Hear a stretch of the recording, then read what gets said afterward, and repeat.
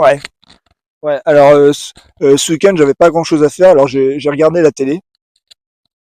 Et quand je regarde la télé, en principe, je regarde des chaînes info. Et j'ai regardé, alors j'ai regardé LCI. Et sur LCI, j'ai vu qu'il y avait une journaliste qui était revenue, c'est Bénédicte Le Châtelier. Elle est revenue à LCI. Alors, c'est marrant parce que Bénédicte Le Châtelier, alors elle est journaliste sur LCI, elle présente des émissions. J'avais vu sa dernière émission, voilà, par hasard, j'avais vu sa dernière émission, elle avait quitté LCI, elle avait dit au revoir, elle avait mis fin à sa carrière à la télé. Bon, alors souvent, quand c'est comme ça, voilà, tout le monde l'a félicité, voilà, c'était un petit peu émouvant. Bon, et elle avait annoncé, voilà, qu'elle arrêtait de présenter des émissions. Et là, ce week-end, je l'ai revue sur LCI, elle est revenue pour présenter des émissions. Alors, je suppose que c'est pour les vacances. Voilà, je suppose que voilà, il doit plus y avoir grand monde à LCI, donc elle vient filer un coup de main. Voilà, je suppose que la porte est toujours ouverte pour Bénédicte Le Châtelier. Bon, j'ai regardé son émission. Enfin, j'ai pas exactement regardé. C'est-à-dire, ce genre d'émission, voilà, c'est un truc que vous mettez. Je mets ma télé et puis je fais autre chose à côté. Vous voyez. Et voilà, mais j'aime bien Bénédicte Le Châtelier parce que voilà, elle a un ton sympa. Vous voyez, c'est pas une journaliste, tu vois, qui se perche. Ouais, elle est souriante, elle est détendue, elle est spontanée. Euh, elle est expressive, vous voyez. C'est-à-dire, et puis elle est très pertinente, voilà, quand elle pose des questions, vous voyez. Et puis souvent elle pose des questions un petit peu piquantes en souriant, vous voyez. Vous voyez, elle est vraiment très sympathique. Bon, j'aime bien ce qu'elle fait. J'aime bien son ton. Alors voilà, je suppose qu'elle revient pour les vacances et puis après, bon, qu'elle repartira. Bon, bon, c'est pas grave, c'est pas grave. Elles sont toutes parfaites, hein. Toutes les journalistes à la télé, elles sont toutes parfaites. Et je me disais, si vous voulez, que pour moi, si vous voulez, les journalistes à la télé et surtout les femmes, seulement les femmes. Voilà. Les journalistes femmes à la télé, pour moi, dans un avenir proche, elles vont jouer un rôle important. Important. Alors je ne sais pas dans quelle mesure, parce que bon, alors c'est vrai que la télé n'est plus vraiment un média dominant. Aujourd'hui, voilà, le média dominant c'est Internet. Bon, alors c'est vrai que la télé, bon, l'âge moyen des gens qui regardent la télé, c'est des vieux, hein, donc je suis vieux. Bon, alors je ne sais pas s'il va y avoir un regain d'intérêt pour la télé dans les années à venir. On verra. Bon, mais pour moi, les journalistes femmes dans ce pays vont jouer un rôle important. Pourquoi? Parce que nous allons entrer dans une ère de guerre informationnelle très dense, très dense. Alors la guerre informationnelle, ça n'a rien de nouveau, mais là, ça va monter en gamme. Parce que voilà, parce que la Russie nous veut du mal. La Russie nous veut du mal, clairement. Et il n'y a pas que la Russie, hein. C'est-à-dire que les empires sont en train de réémerger un petit peu partout, même les Américains, hein. Même les Américains, bon, ils sont potes avec nous, mais bon, voilà, je veux dire, ils seraient pas contre qu'on se pète un peu la gueule, ils seraient pas contre ça, hein. Bon, et si vous voulez, bon, aujourd'hui, voilà, quand des pays comme ça veulent se rentrer dedans, voilà, ils se font pas la guerre directe avec des soldats, bon, ils se font la guerre informationnelle. Oui, c'est-à-dire que ils balancent de l'information très anxiogène, de l'information voilà catastrophiste, bon, jusqu'à ce que des mecs pètent un câble et fassent des dégâts. Oui, par exemple, voilà, ce qui s'est passé en Nouvelle-Calédonie, c'était il y a un an, je crois, je sais plus. En Nouvelle-Calédonie, il y a pas longtemps, bon, il y a eu des émeutes, il y a eu des morts. Il y a eu des morts en Nouvelle-Calédonie. Et c'était un épisode de guerre informationnelle. C'est-à-dire qu'en Nouvelle-Calédonie, elle a été visée par une campagne d'information très anxiogène, voilà, d'informations révoltantes, qui a poussé des gens là-bas à se révolter, oui, à prendre les armes, et il y a eu des morts. Alors, évidemment, en Nouvelle-Calédonie, il y a des problèmes sociaux profonds, mais si vous voulez, euh, la guerre informationnelle, ça consiste à apporter un élément déclencheur, oui, qui va déclencher voilà des émeutes, des morts, de la violence. Vous voyez, c'est ça la guerre informationnelle. Le but, c'est vraiment de bousiller la santé mentale du pays que t'aimes pas, jusqu'à ce qu'il y en ait un qui se mette à péter un câble, je sais pas, prenne une arme et aille buter des gens. Vous voyez, c'est ça la guerre informationnelle. Ça se fait pas avec des soldats, ça se fait avec les cinglés du pays que t'aimes pas. Oui, et comme il se trouve que la France, il paraît que la France est dans un mauvais état de santé mentale, nous sommes vulnérables. Nous sommes vulnérables. Et la Russie ne va pas se gêner, hein. Ils vont nous bombarder d'informations de merde pour qu'on se révolte et pour qu'on s'entretue, hein. Ils ne se gêneront pas. Alors, ça n'empêche pas qu'il y a des problèmes sociaux, de vrais problèmes sociaux dans ce pays. Vous voyez, mais voilà, l'élément déclencheur, voilà, des puissances ennemies vont chercher à déclencher des choses chez nous. Bon. Et dans un contexte comme ça, pour moi, les journalistes femmes vont faire, pourrait faire partie d'une stratégie de défense. D'une stratégie de défense.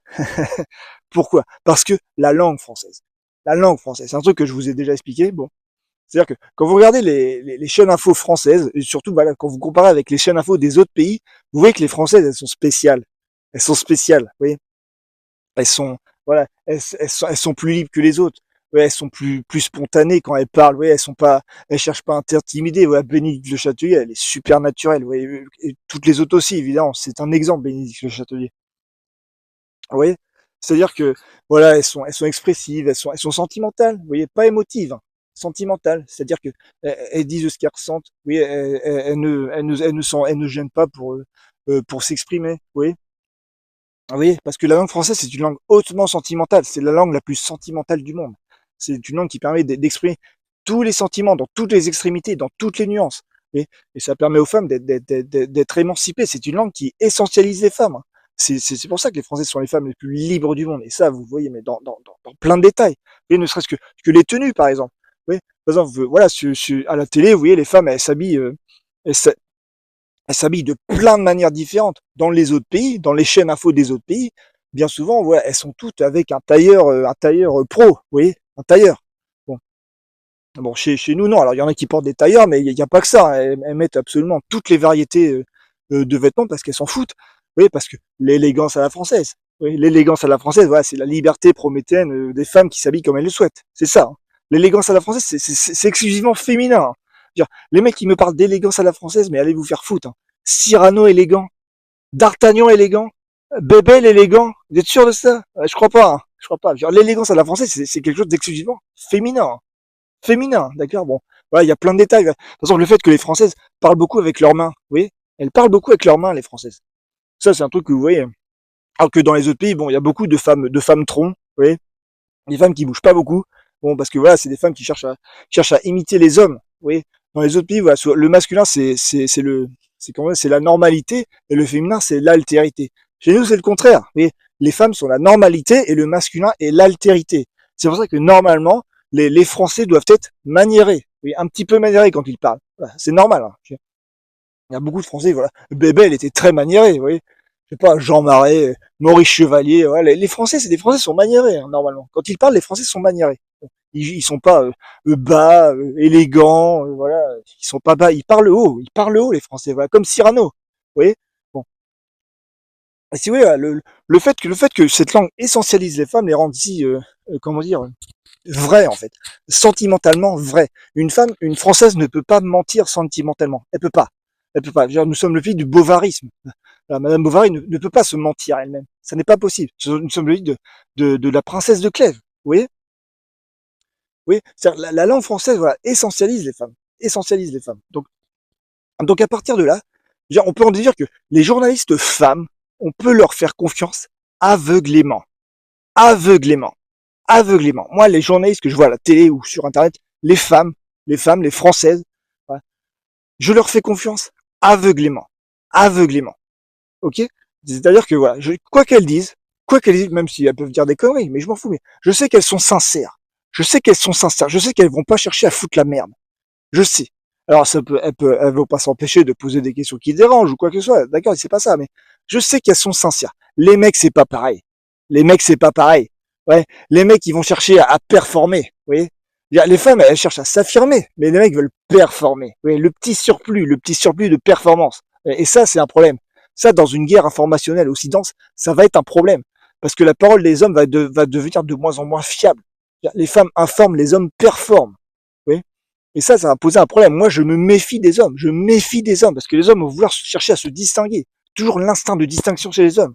Il va falloir se méfier de ça. Il va falloir se méfier. Moi, je vais me méfier de la parole masculine. Par contre, la parole féminine est open bar. Je leur fais confiance aveuglément. Elles vont pour moi elles pourraient faire partie d'une stratégie de défense face à cette guerre informationnelle. Faire confiance aux Françaises, aux journalistes françaises. Parce que je sais que voilà, quoi qu'elle dise, ça foutra pas, ça fera rien péter. Ouais. Parce qu'elles sont sincères. La langue française les rend comme ça. Les rend sincères. La langue française est une langue sentimentale, conflictuelle, très conflictuelle. Vous voyez? Bon, qui pousse les femmes à se confronter au monde et les hommes à se confronter entre eux. Bon, alors aujourd'hui, les Français ne se confondent plus assez entre eux. Ils sont beaucoup trop consignés entre eux. Ils sont beaucoup trop en paix. Bon, ça, c'est un problème. Normalement, nous devrions focaliser tous les troubles de ce pays, nous devrions les focaliser sur le genre masculin. Nous devrions être extrêmement conflictuels entre nous, messieurs. Ouais. Pour que les femmes n'aient pas à subir, euh, comment dire, les troubles de ce pays. Il faut monopoliser les troubles de ce pays, comme Cyrano. Comme Cyrano. Normalement, un Français ne cherche ne cherche à se faire que des ennemis, hein, tout le temps. Faisons-nous des ennemis, messieurs. Nous sommes ennemis. Nous ne sommes pas ennemis, nous sommes hostiles à toute amicalité masculine. Vous voyez?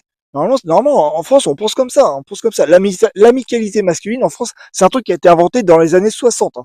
Voilà, c'est un truc que vous voyez dans le cinéma là, des années 70 avec, je sais pas, Michel Piccoli, Yves Montand, vous voyez, les films comme ça. Ouais, c'est normalement, l'amitié masculine en France, ça n'existe pas. Hein. Bah, nous pouvons être frères d'armes en des circonstances très ponctuelles, certes, mais Cyrano n'a pas d'amis. Cyrano n'a pas d'amis, ok? Cyrano n'a que des ennemis. Voilà, la seule chose que Cyrano respecte, c'est la volonté de Roxane. La volonté de Roxane, vous voyez? La volonté de ces femmes qui s'affirment. Parce qu'en plus, voilà, les journalistes de chez l'Info, c'est des femmes qui sont brillantes, voilà, qui sont prométhéennes, qui font ce qu'elles veulent. Voilà, Bénédicte Le Châtelier, dans son émission, mais elle est chez elle. Hein. Elle est chez elle, voilà, elle est cool. Puis elle est belle. Elle est belle. Elle est belle. Genre, le fait, je ne la réduis pas à son physique, quoi. Genre, le fait qu'elle soit comme ça, ouais, qu'elle soit aussi cool, qu'elle soit aussi spontanée, tout, ça la rend tellement belle. Elle est tellement belle, Bénédicte Le Châtelier, vous voyez? Depuis qu'elle est partie de LCI, ouais, je l'ai revue, là, je l'ai trouvée. Elle est encore plus belle que depuis qu'elle est partie, vous voyez? C'est, Roxane, c'est ça, hein. Roxane, chaque jour qui passe, Roxane est de plus en plus belle. Cyrano ne voit rien d'autre. Cyrano ne voit rien d'autre. Ouais. C'est comme ça pour toutes les Roxane. Toutes les Françaises sont nées Roxane. Ok? Donc, donc voilà. Donc voilà, ça pourrait faire partie d'une stratégie de défense dans un monde de guerre informationnelle. Voilà. Juste ça.